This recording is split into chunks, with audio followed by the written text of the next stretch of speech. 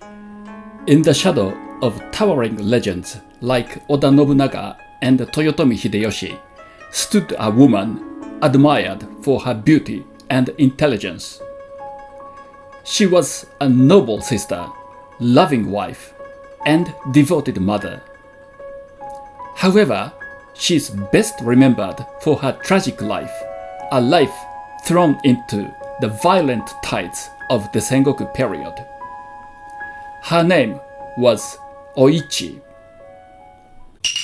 Konnichiwa. Welcome to the story of the most beautiful and the most tragic woman in the Sengoku Japan. Today, we look at how Oichi, a Sengoku woman, lived and died.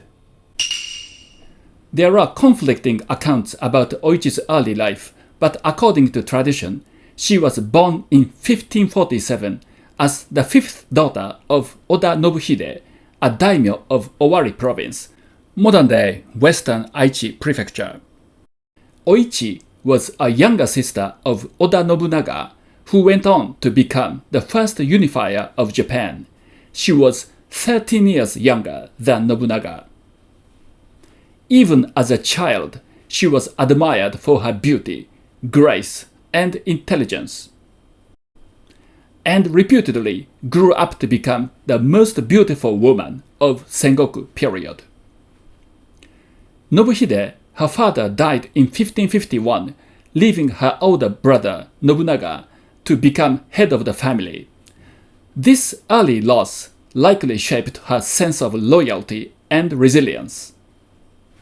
Nobunaga was called O-Utsuke, meaning a big fool, in his youth because of his wildly unconventional behavior.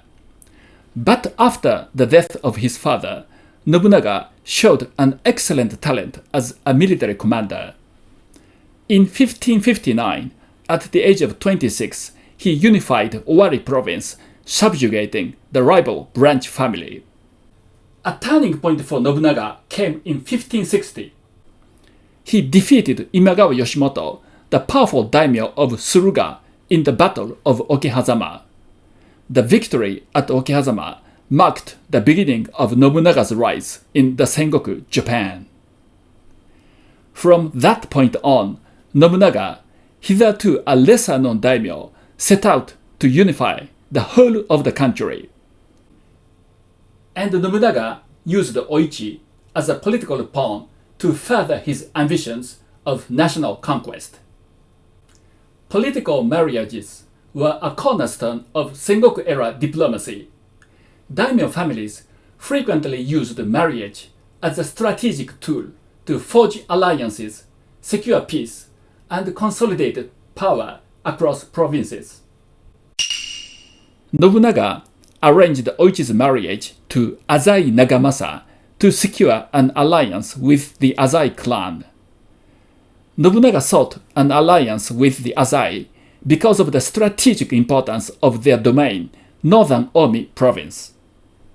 Securing Azai cooperation ensured Nobunaga's safe passage and supply lines toward Kyoto, the nation's capital, from his base in Owari. Nagamasa, on the other hand, was in the midst of war with the Rokkaku clan, which controlled the southern Omi region. An alliance with the Oda would be a good match for them, as it would prevent attacks from behind. Oichi was sent to Odani Castle in the northern Omi province, the stronghold of the Azai, to marry Nagamasa. In 1568, with support of Nagamasa, Nobunaga marched into Kyoto. It meant Nobunaga gained the control of the country's capital. The Oda-Azai alliance appeared to be working, which was a good news for Oichi, as a wife to Nagamasa and sister to Nobunaga. Although the union was politically motivated, she led a happy marriage. Oichi bore their first daughter, Chacha, in 1569. She would later bear two more daughters, Hatsu and Oeyo. But beneath the happiness, tension brewed. Turning point came in 1570 when Nobunaga invaded Echizen province, the domain of the Asakura clan from Kyoto. The Azai clan had maintained a long-standing cooperative relationship with the Asakura. Although it was not an official alliance, Nagamasa felt a moral obligation to the Asakura. Now Nagamasa was caught between Oda Nobunaga and Asakura Yoshikage, but he had to make a difficult choice. And he decided to side with the Asakura out of sense of duty.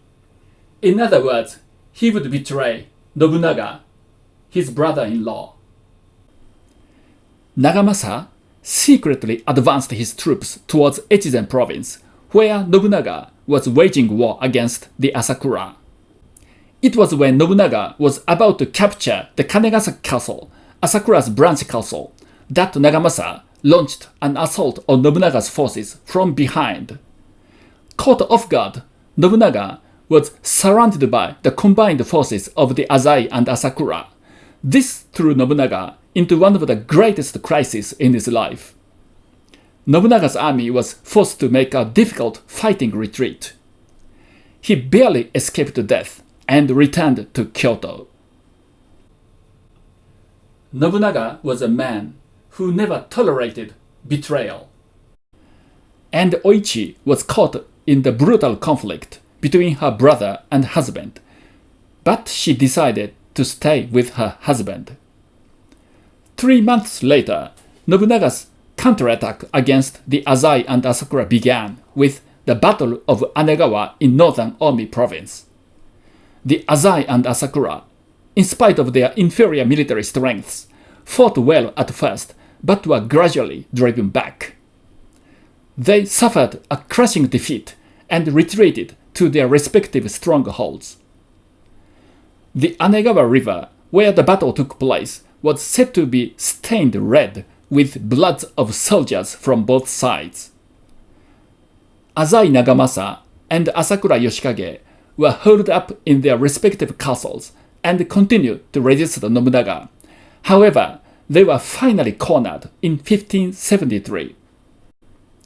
Nagamasa decided it was over.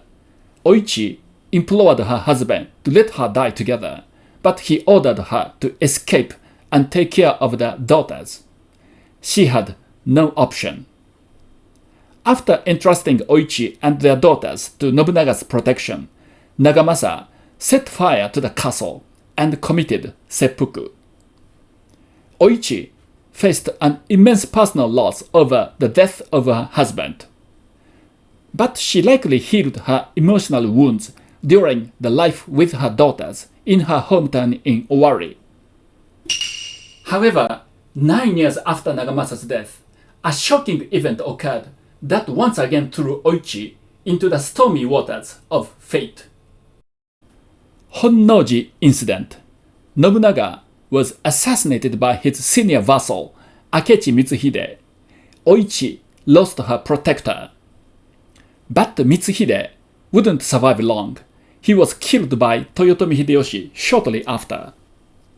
Soon, a leadership struggle emerged between Toyotomi Hideyoshi and Shibata Katsuie, two of Nobunaga's senior vassals, over who would succeed Nobunaga. Again, Oichi was used as a political tool. Oda Nobunaga, the third son of Nobunaga, had Oichi marry Katsuie in order to bring him to his side. In the chaos following Nobunaga's death, Oichi couldn't say no to Oda's senior members. And Oichi may have thought that uniting with powerful Katsuie would secure a better future for her 3 daughters. Oichi and her daughters were sent to Kitanosho Castle in Echizen province, which had become Katsuie's domain after the Asakura perished. Although it was a political marriage, Katsuie and Oichi were happy together. Katsuie was fierce-looking and nicknamed Oni Shibata, literally Shibata the Demon, but was a gentle husband to Oichi and took good care of the 3 daughters.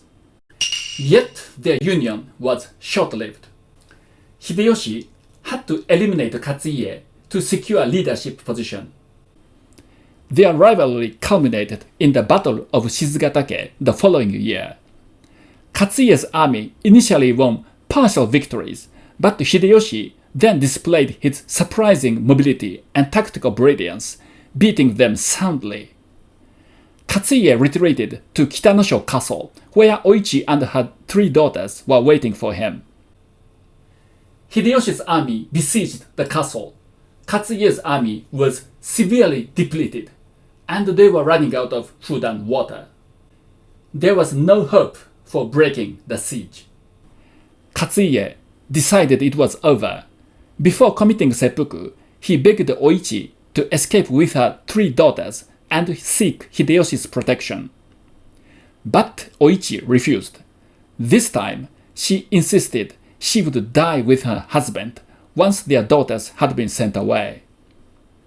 Oichi accepted her fate with quiet resolve. Katsuie and Oichi killed themselves in the burning castle. Not a year had passed since Oichi's second marriage. She was 37. Her 3 daughters, spared by Hideyoshi, would go on to play prominent roles in Japan's political theater, but that will be a topic of our future video. Oichi's life and death, marked by devotion and sorrow, reveals the quiet strength of women in a turbulent era. Oichi's story reminds us that grace and sacrifice can leave a legacy just as powerful as conquest. Thank you for watching.